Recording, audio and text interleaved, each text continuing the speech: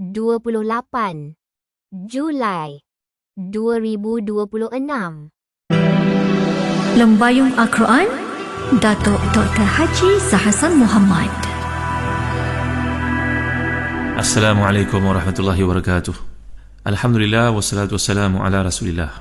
Innal hamdalillah nahmaduhu wa nasta'inuhu wa nastahdihi wa nastaghfiruh wa natubu ilayhi wa natawakkalu alayhi wa na'udzu billahi min shururi anfusina wa sayyiati a'malina. Man yahdihillahu fala mudilla lahu wa may yudlil fala hadiya lahu. Allahumma salli wa sallim wa barik ala Muhammad wa ala ali Muhammad kama sallaita wa sallamta wa barakta ala Ibrahim wa ala ali Ibrahim fil alamin innaka Hamidum Majid.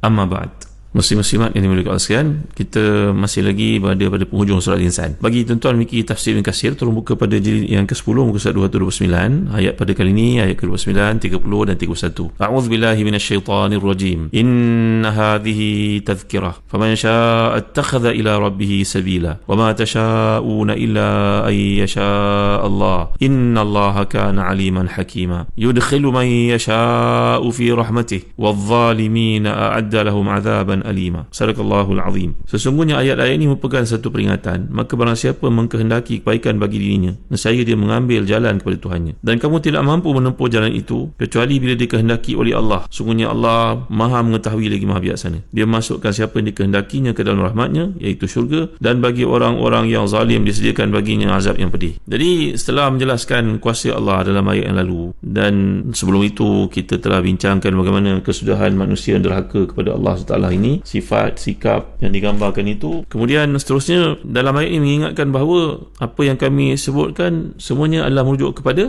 peringatan. Satu contoh menarik dikemukakan oleh Syekh Dr. Latif Nabulusi dan tafsirnya. Ini merupakan satu peringatan yang sangat dakik, sangat teliti. Sebagai contohnya, kalau seseorang daripada kita pergilah ke pantai yang indah, Pengkalan Balak, Port Dickson, Teluk Kemang, ataupun pergi ke Langkawi ke sebagai contohnya, maka kita akan melihat batu-batu yang indah, pantai yang putih, pasirnya, contoh kan. Maka bila kita telah meninggalkan suasana itu, mungkin kita dah habis bercuti contohnya, berlalu satu waktu, maka dia kata kepada kita, pernah pergi tak tempat sekian-sekian? Tentu kita akan jawab, saya ingat. Ya, saya ingat tempat itu, cantik pantainya, batu-batunya, orangnya baik-baik, makanannya murah, tempat penginapannya bagus. Maka inilah dia satu peringatan yang datang, yang hadir dalam minda kita terhadap satu yang pernah kita lalui. Maka hakikatnya begitu juga dengan apa yang Allah telah wartakan, yang telah tetapkan, yang telah kirimkan, yang telah ingatkan kepada kita sebagai hamba yang pernah kita bincangkan sebelum ini melalui surah Rum. Kalau tuan-tuan masih ingat, dalam ayat ke-30 surah Rum yang lalu yang pernah kita bincangkan, a'udzubillahi minasyaitonir rajim, fa'aqim wajhaka lid-dini hanifa fitratallahi allati fatara an-nasa 'alaiha la tabdila li khalqillah dzalika ad-dinul qayyim walakinna aktsaran nasi la ya'lamun. Maka tetapkan wajahmu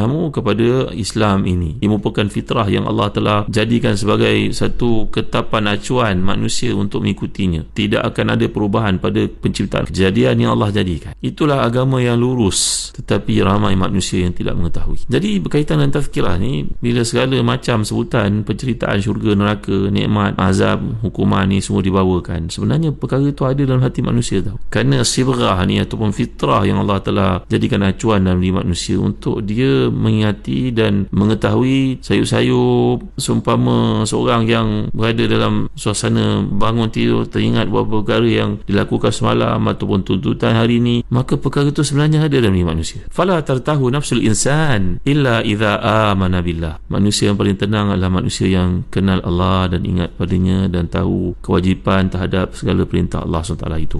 Memang dalam diri manusia ni tak menafikan dia ada izdiwajiyah, ada dualiti. Dualiti yang dimaksudkan ni, kata Muhammad Qutub ketika membincangkan tentang dualiti dalam kehidupan si manusiawi ni, bahawa dalam dirinya ada kadang-kadang perasaan takut, perasaan berani, kadang-kadang ada perasaan untuk berkhayal, ada perasaan untuk tahu satu benda yang sifatnya adalah sifat yang hakikat satu perkara. Bahawa ni memang ada dalam diri setiap manusia. Beliau mengatakan contohnya ni antara ajaib takwinul bashari ni, sifat manusia yang al-khawf wal raja, takut tapi masih berharap, al-hubbu wal kurhu, suka tapi dalam masa yang sama benci, al-ittijah ilal waqi' wal ittijah ilal khayal, ni perasaan tahu benda yang bersifat realiti tapi dalam masa yang sama pun dia berkhayal juga. At-taqa al-hissiyah wa at-taqa al-ma'nawiyah, tenaga yang sifatnya hissi, ada juga tenaga yang bersifat satu benda maknawi yang tak nampak, kekuatan motivasi dalam diri. Itu juga al-iman bima tudrikuhul hawas wal iman bima la tudrikuhul hawas. Ada keyakinan itu berasaskan kepada panca indera, tapi dalam masa sama ada juga keimanan yang bukan pada perkara-perkara yang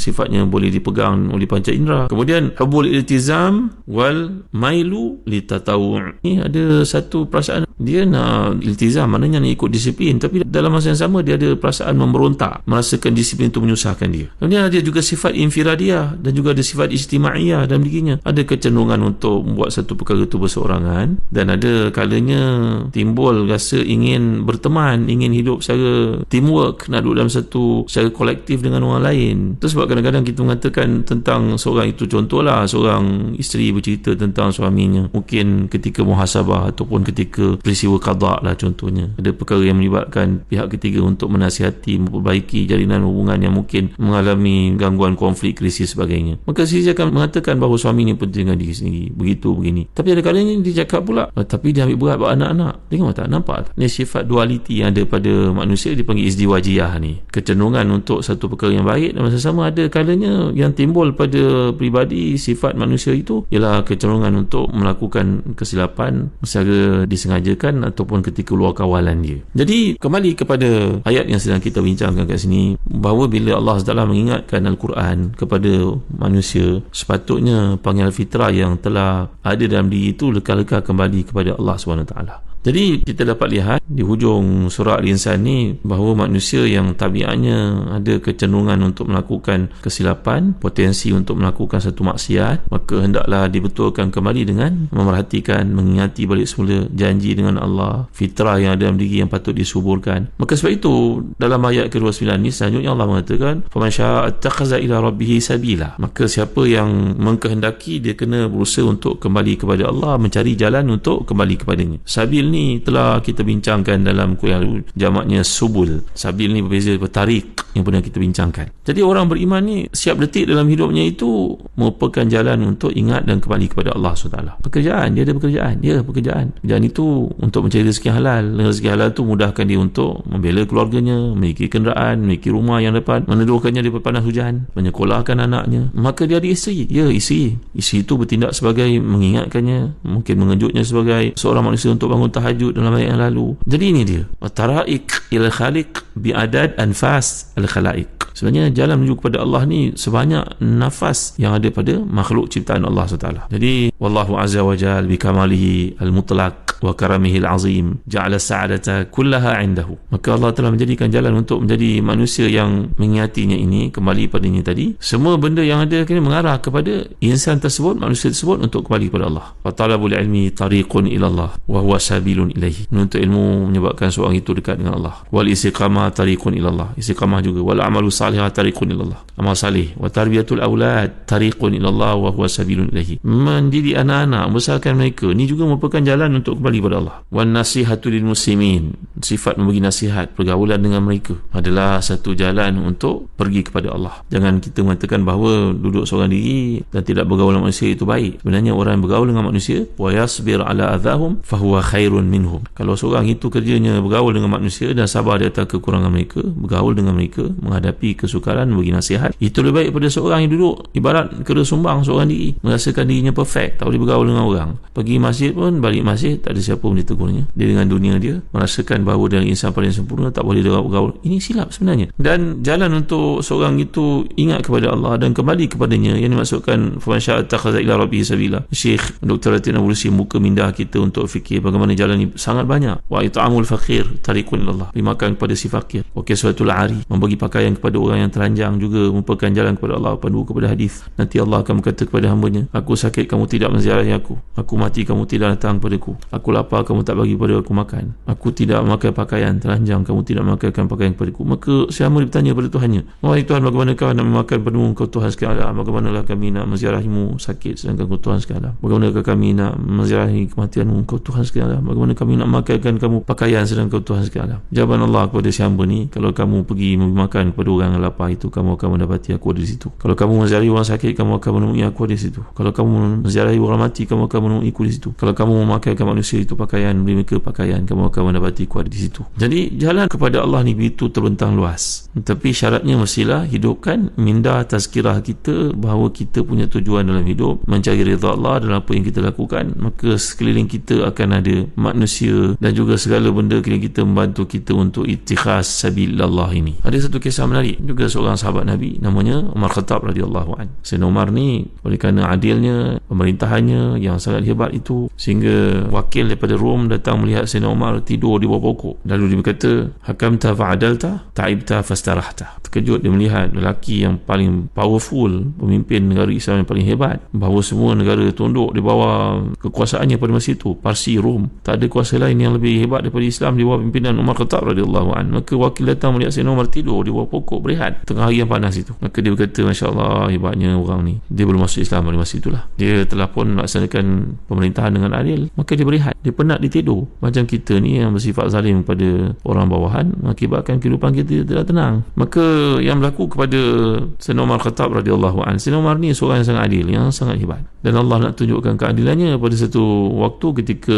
baginda melaksanakan haji dan kepenatan, berehatlah mungkin di Arafah ke atau Mina ke atau Muzdalifah ke, di kawasan-kawasan haji ni, Masyairil Haram ni. Tiba-tiba datang seorang perempuan, mengejutnya. Ini satu benda luar biasa, bagaimana seorang perempuan boleh pegang pula Khalifatul Muslimin, megangnya di kasutnya ke atau di mana ke. Terkejut Sayyidina Umar melihat, apa hal perempuan datang padaku? Jawapan perempuan ni, wahai Amirul Mukminin, saya merupakan anak seorang wanita penjaga anak-anak yatim. Maksudnya orang fahamlah, dia seorang janda, kematian suami, dan dia punya anak-anak yang ramai yang perlu dibesarkan. Wang yang ada padanya untuk saraan hidup tidak mencukupi. Di mana kamu tinggal, wahai perempuan? Saya tinggal di tempat sekian-sekian di Iraq. Sayyidina Umar mengatakan, mana gubernur Iraq? Pada masa itu merupakan Mughirah bin Syu'bah radhiyallahu anhu. Sayyidina Umar memanggilnya, Mughirah, mari sini kamu. Bagi jawapan, penjelasan kenapa perempuan yang tak dapat bahagiannya, sedangkan negara begitu kaya dan patut sampai kepada bantuan ini kepada orang macam dia yang perlu didahulukan. Dia wanita janda, tidak memiliki suami, anak-anaknya siapa nak bagi makan. Allahu akbar, hebatnya Umar Khattab. Ini dalam ayat yang kita gambarkan, man syaa ittakhadha ila rabbih sabila. Siapa yang hendak bertemu dengan Allah, maka Allah akan mudahkan setiap jalan perjalanan hidupnya